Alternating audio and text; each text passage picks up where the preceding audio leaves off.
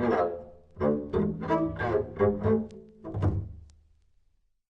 name is Cynthia Carr. I wrote a biography of David Wojnarowicz called Fire in the Belly.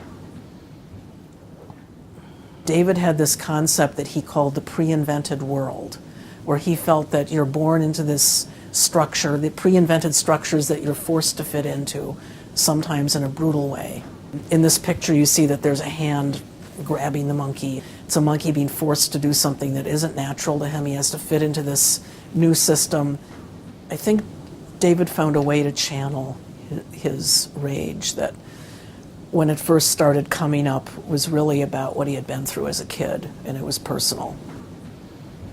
A piece called One Day This Kid, David made that piece while he was working on his retrospective, and it was a piece actually done for the catalog. It's a picture, obviously, of himself as a boy, and I think very moving text about the consequences of homophobia.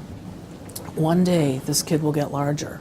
One day this kid will come to know something that causes a sensation equivalent to the separation of the earth from its axis. One day this kid will reach a point where he senses a division that isn't mathematical. One day this kid will feel something stir in his heart and throat and mouth. One day this kid will find something in his mind and body and soul that makes him hungry.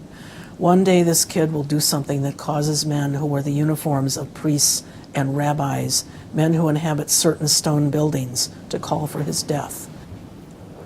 He created this piece untitled Genet, which later got him into a lot of trouble with the American Family Association. They focused on the image at the back, which shows Christ shooting up. It's really, if you read the Bible, you'll see that Jesus thought it was important to identify with the least of these. And David certainly did. He always thought about the homeless people, the bums on the street, and junkies. David did not really identify as a visual artist. He was a writer. And then when he met Peter Hujar, it was Hujar who said, "You have to become a visual artist." Peter truly was a great photographer specializing in portraits. He and David were lovers for maybe a month, but they began to form a different kind of relationship where they were like family to each other. They were like kindred souls.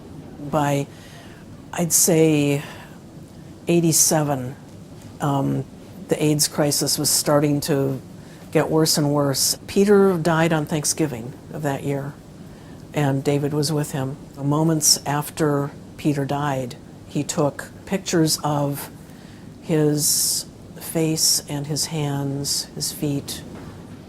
You see his love for Peter. That's Peter's foot. It's important. And he's going to record it because Peter's going to disappear now.